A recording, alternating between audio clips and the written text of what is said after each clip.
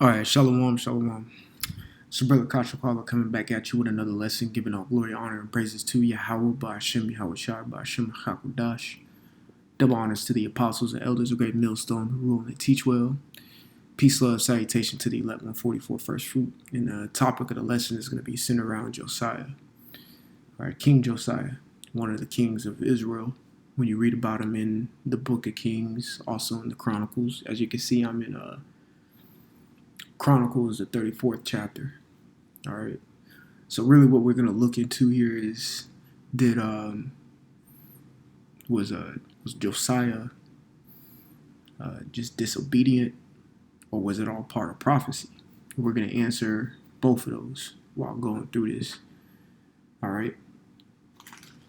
So we all know what happened to Josiah, King Josiah. Matter of fact, let's just go ahead and ultimately let's read what happened to King Josiah in 2 Chronicles 35th chapter real quick. All right.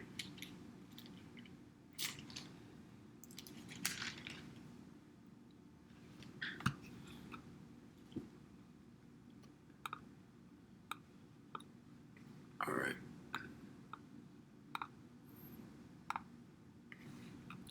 We're going to start at verse 20.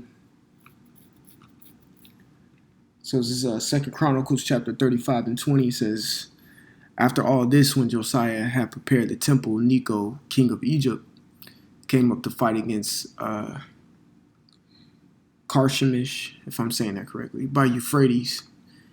And Josiah went out against him. But he sent ambassadors to him, saying, what have I to do with thee? Now, who sent ambassadors to who?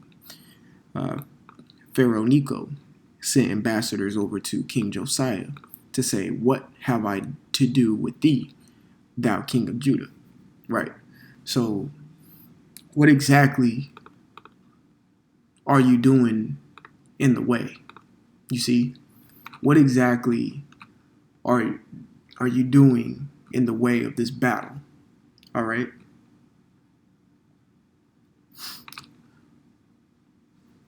It says, I come not against thee this day, but against the house wherewith I have war. Now, in this time right here, it was a big transfer of power about to happen.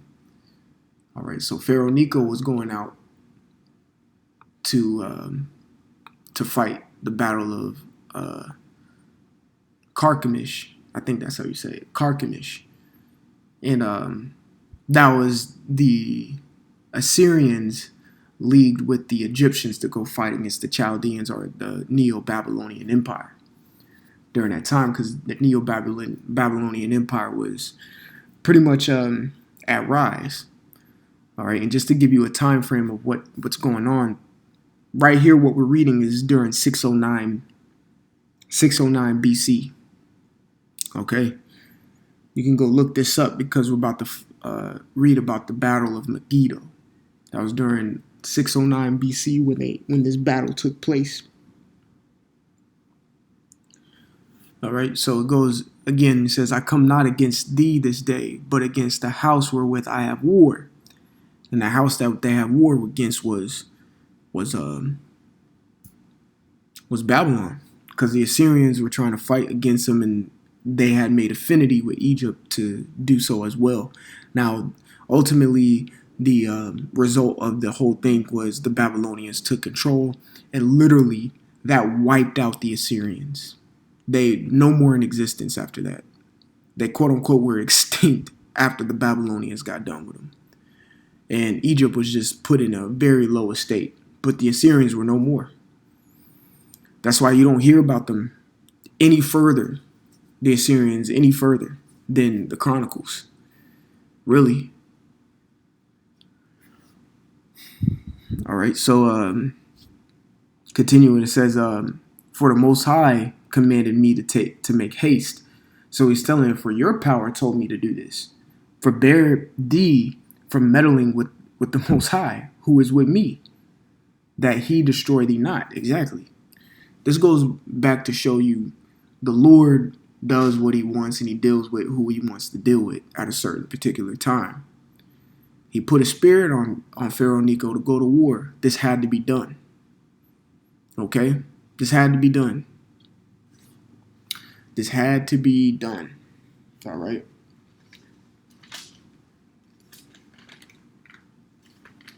So, with that being said, verse 22, nevertheless, Josiah would not turn his face from him, but disguised himself, that he might fight with him. Okay? He disguised himself that he might fight with him, and hearkened not unto the words of Necho from the mouth of the Most High, and came to fight in the valley of Megiddo. Right. So this is the battle of Megiddo, which happened in 609 BC, which ultimately Pharaoh Necho won this. Now the question, here arises the first question. Was Josiah disobedient? All right. Was Josiah disobedient when he decided to go against Pharaoh Necho, regardless of what he had heard from him? Okay.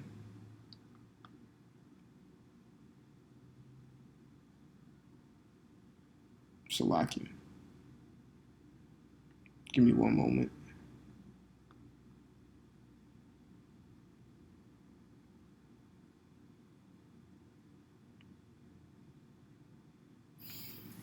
All right. So continuing, it says, and the archer shot at King Josiah, and the king said unto his servants, have me away, for I am sore wounded.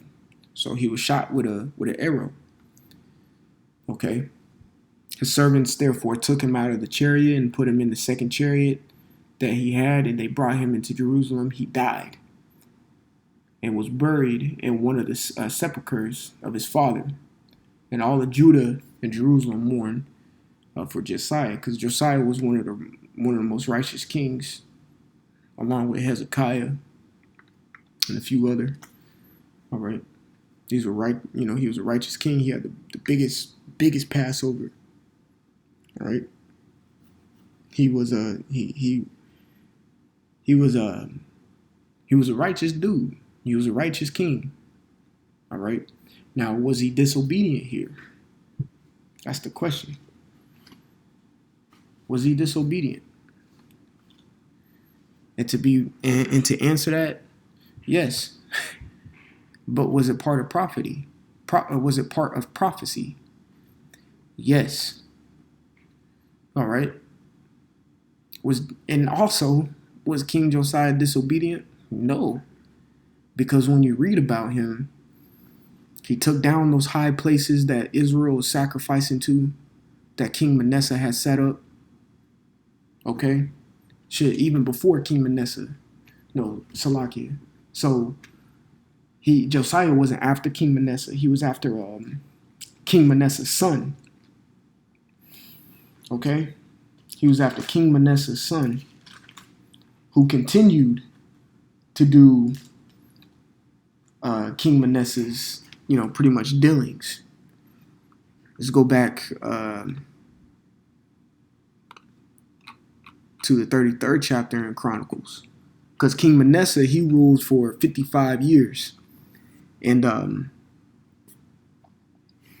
he ruled for 55 years. And he did evil in the sight of the Lord, passing his children through the fire, sacrificing to Molech, that Moabite god, and things of that nature. That's why you have a whole prayer. But King Manasseh lived his full life. All right. So Ammon came up. So this is 2 Chronicles 33 and 21. It says Ammon was 22 years old when he began to reign, and he reigned 2 years in Jerusalem. And he did that which was evil in the sight of the Lord, as did Manasseh his father.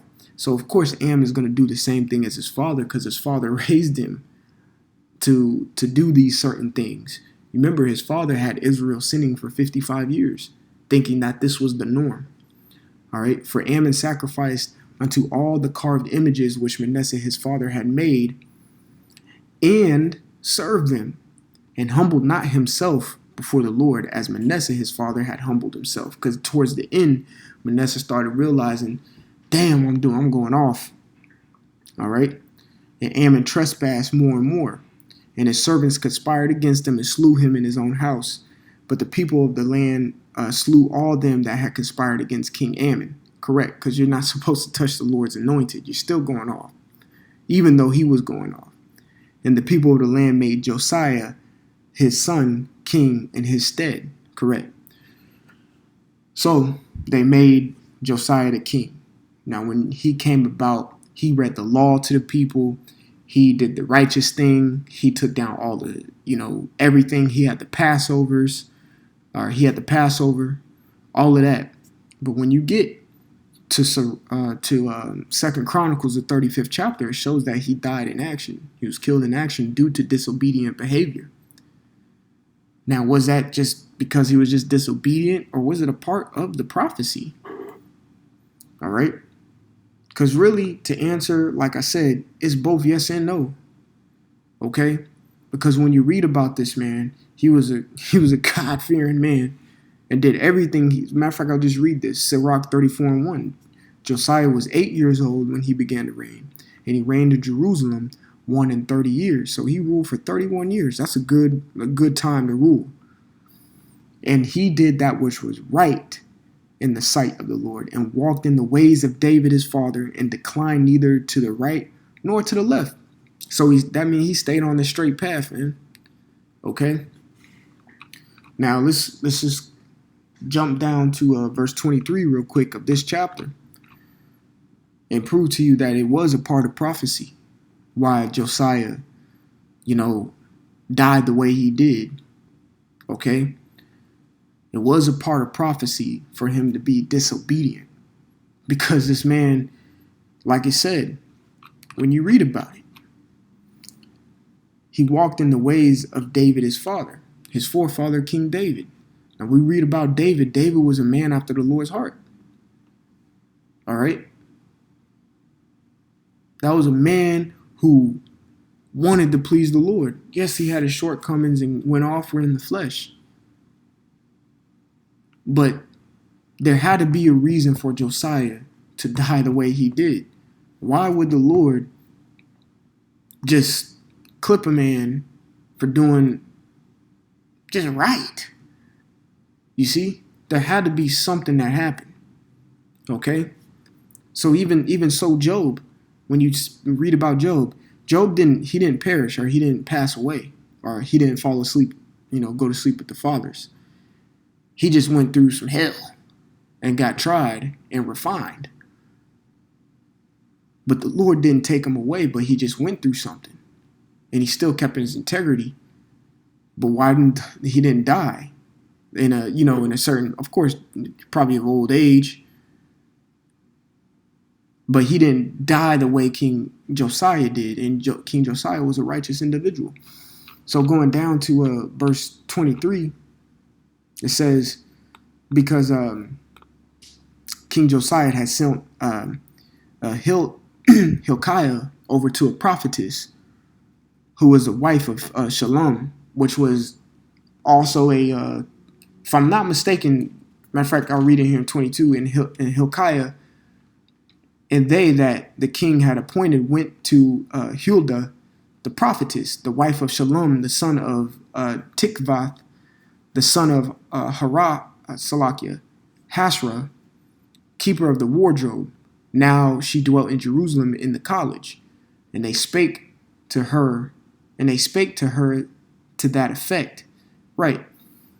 So this is, again, when you see the word prophetess, it really means a wife of a prophet or a king or something like that.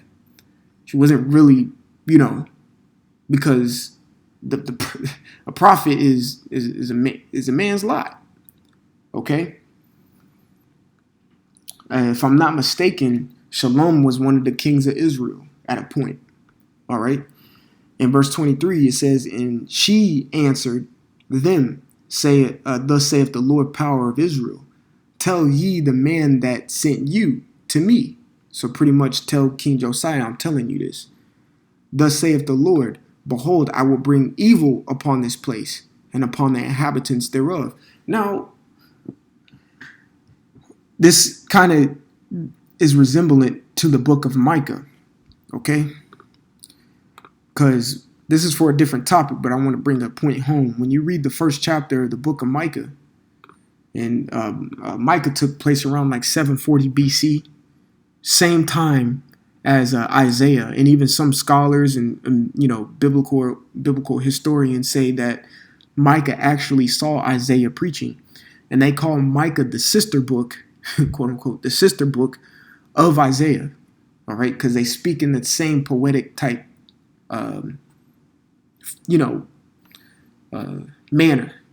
Okay, so this is the word of the Micah 1:1, the word of the Lord that came to Micah the Morshite in the days of Jotham, Ahaz, and Hezekiah. Now, when you look up Jotham, he was a righteous king. Ahaz went slap monkey off. And then you got Hezekiah, who was a righteous king. All right. The kings of Judah, and he saw concerning Samaria and Jerusalem. Now, you got to remember during this time of Hezekiah, what Samaria, before Hezekiah, when Hosea was in rule, Samaria got defiled, man.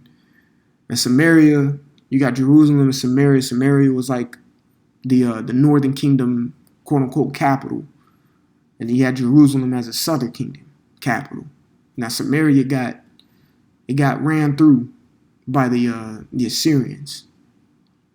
Okay, I think it was Sennacherib, if I'm pronouncing that correctly.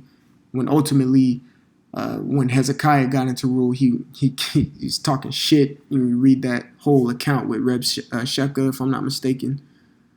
And then ultimately, the Lord sent down an angel to kill 185,000 men of the Assyrian, which kind of decimated that army and brought them low in a power state.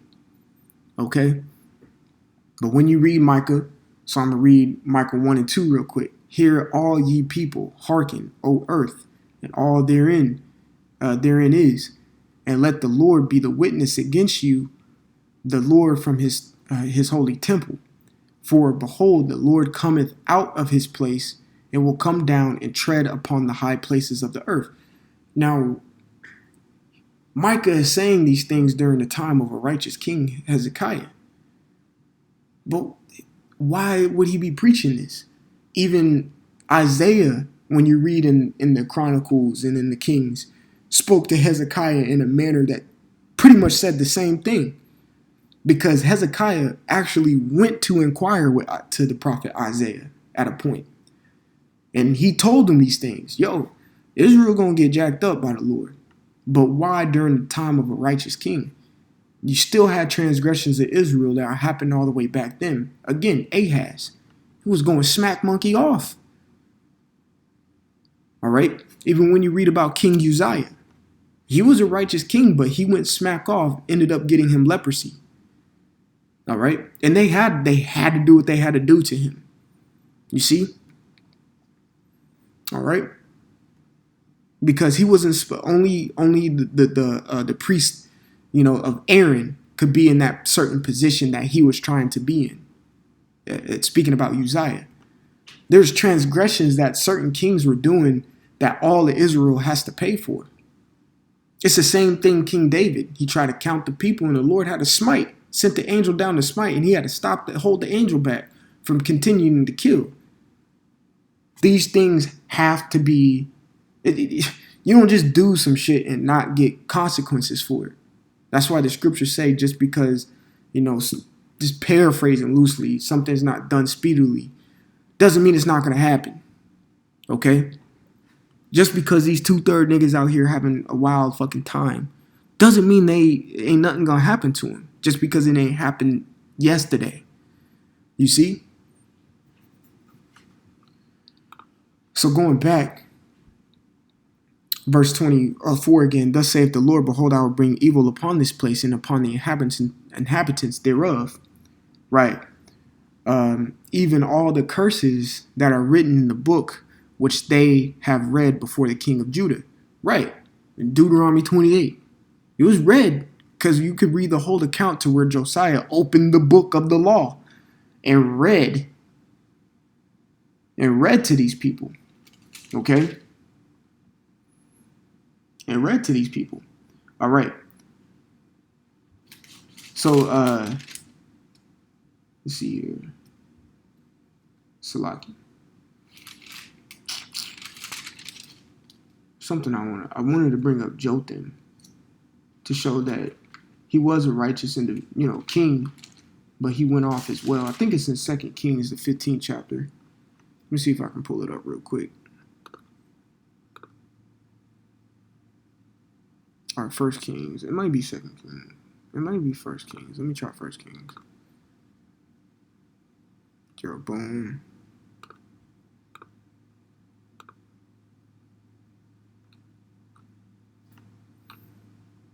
Azariah. I think Azariah is another name for Josiah, if I'm not mistaken. Gotta look into it more. If I can't find it, it's fine. I'll just type in his name.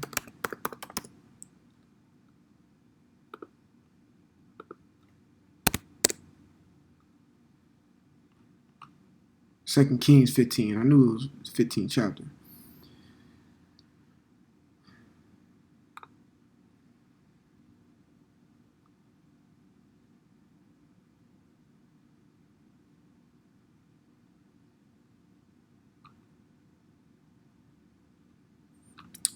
It's all good though, but pretty much Jotham, he was a righteous king as well, but he kept the idols up, and the Israel was still sacrificing to him.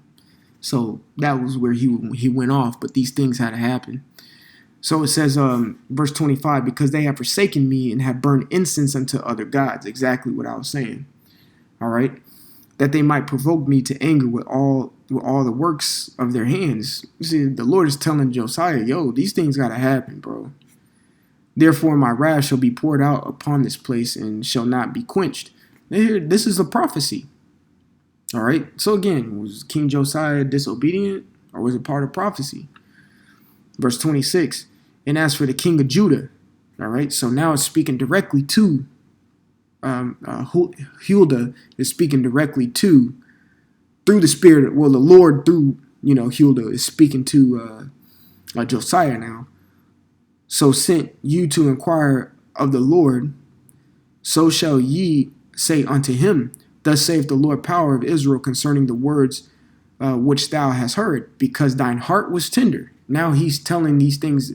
This is the adjectives of Josiah. Because thine heart was tender, and thou didst humble thyself before the Most High, when thou heardest this his words against this place and against the inhabitants thereof, and humbles thyself before me, and didst rend thy clothes and weep before me, I have even heard thee also, saith the Lord. Right there, verse 27 shows you that the Lord always has his elect, always has the ones who strive for righteousness, always has the one who called upon his name and try to do the right thing, man. That right there. Now for everybody else, they're going to have to get the smoke. But he always makes sure his men are good. Okay? And right here in verse 27, he's making sure Josiah is good. Verse 28, behold, I will gather thee unto thy fathers. I will gather thee unto thy fathers, and thou shalt be gathered to the grave in peace. Neither shall thine eyes see all the evil that I will bring upon this place and upon the inhabitants of the same. So they brought the king word again. So they brought that back to King Josiah. Now, of course, we read in 2 Chronicles, the 35th chapter, he got killed pretty much in action. Okay? He got killed in action. All right? He got shot by an arrow, but he went back to Jerusalem, and that's where he died. Okay? More than likely, that arrow shot him, but he died in peace. That was a fulfillment of the prophecy that was just read about in 2 Chronicles, the 34th chapter. So was he disobedient? Or was it just part of prophecy? It was both. And to get back at the disobedient part, and to bring this point, the Lord had to make Josiah do something to give reason for him to get an arrow. There was no really reason for him to pass, just to die like that. The Lord had to make a reason. The Lord is a just power. All right. So him being disobedient to the word of the Lord for the first time when you read about it, it had to happen. And that's how he died peacefully. And did Josiah see the downfall of Jerusalem after that? No, because after him came these wicked Israelite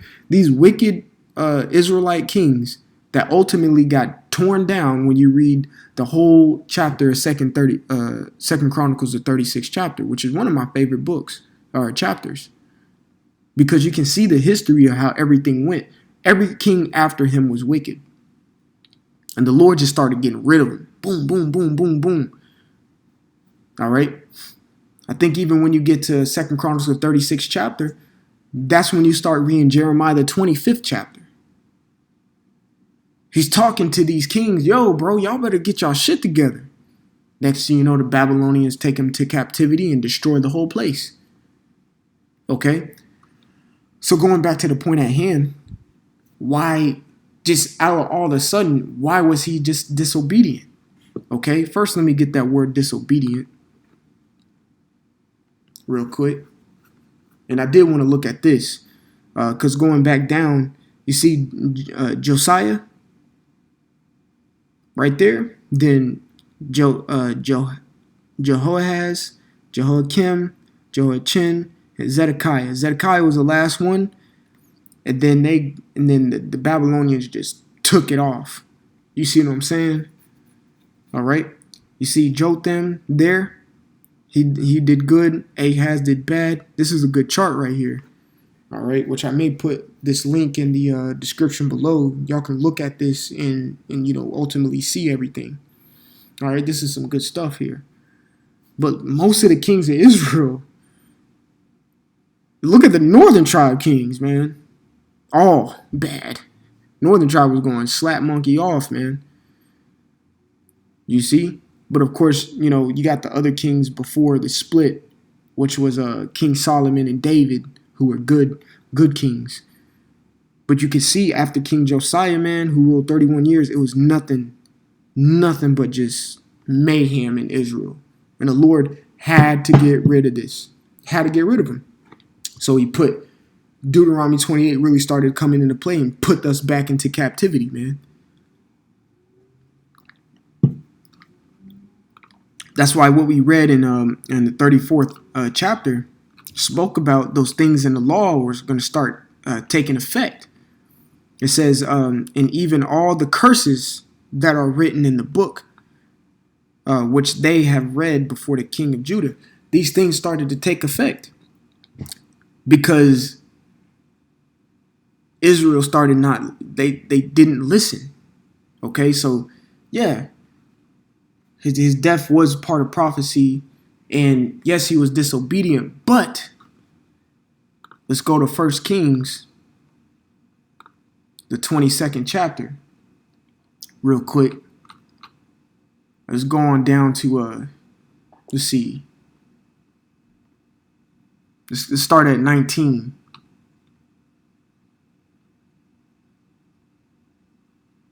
All right, 1 Kings 22 and 19, and he said, "Hear thou therefore the word of the Lord. I saw the Lord sitting on his throne, and all the host of heaven standing by him on his right and on his left. And the Lord said, who shall persuade Ahab?" Now, no, this is an example of an account of how the Lord can put a spirit on you, that he may go up and fall at Ramoth Gilead. And one said in this manner, and another said on that manner, meaning they were deliberating, the angels, the spirits were deliberating in front of the Lord. All right, and you can see he's sitting there as a judge, and you got the jury just deliberating. Hey, all right, verse 21, and there came forth the spirit and stood before the Lord and said, I will persuade him. And the Lord said unto them, wherewith? And he said, I will go forth, and this is happening in a different realm, man.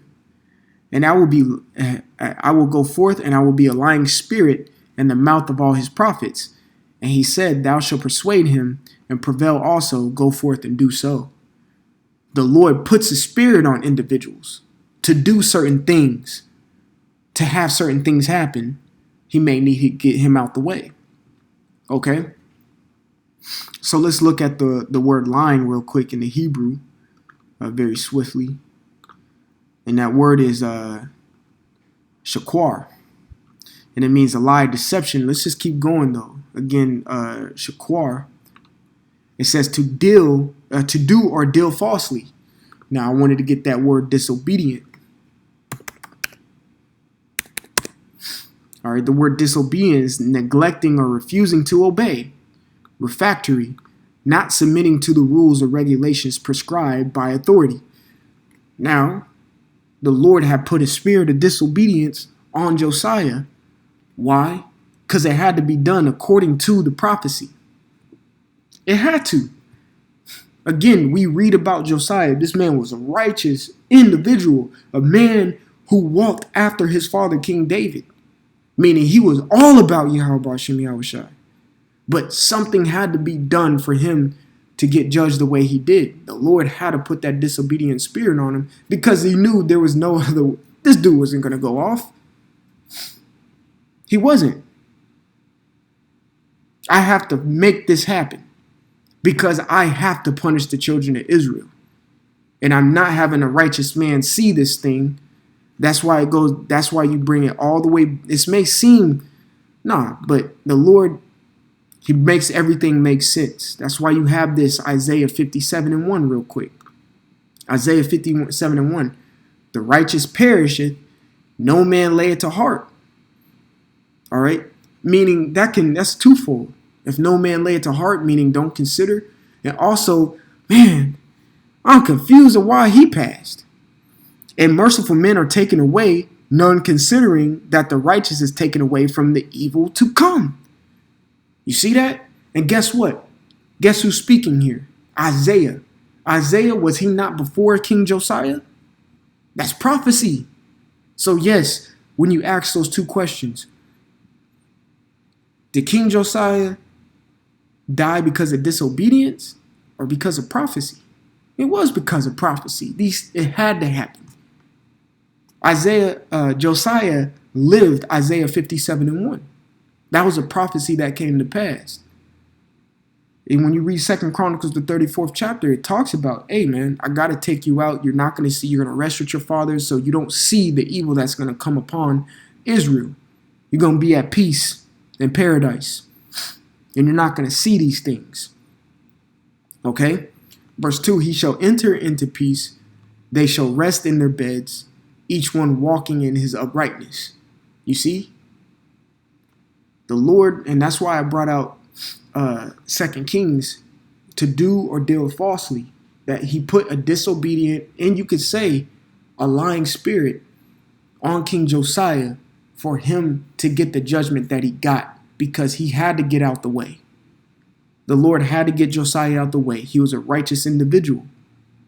He didn't want him to see the things that were gonna happen, because if King Josiah continued to reign, you wouldn't have no King Zedekiah, Jehoiakim, Jehoiachin, those individuals that you read about in 2 Chronicles, the 36th chapter. It would have just been a continual reign of King Josiah, but the Lord couldn't have that happen for all the things that King Manasseh did, King Ahaz, King Ammon. Matter of fact, let's go back to that chart. Let's see. Athaliah, that woman, all right, she did reign for 6 years. She killed all the seeds, but left Joash. Joash escaped and got into his ruler, but he had to do away with her. All right. She was going off. Uzziah, Jehoram, and then you got Rehoboam and Jeroboam going off. All right. And you got all these other kings as well, just going slap monkey off. He had to punish Israel. You can't just sit here and tell me, look at all these kings that have the red band on them, and tell me that the Lord is just gonna sit back and not do anything. No, something had to be done for the Israelites forsaking the Lord and not considering the ways of the law. It just so happened Josiah had to have a lying spirit or a disobedient spirit put on him, because it was according to the prophecies.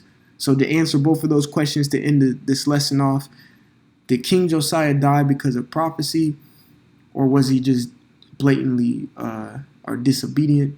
They say yes to both. Him being disobedient was a part of the prophecy.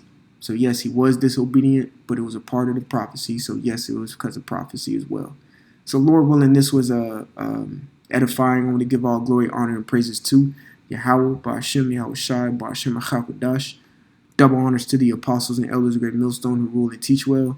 Peace, love, salutation to the elect 144 first fruits, the brother Kasha Qual. Until the next time, let's say shalom.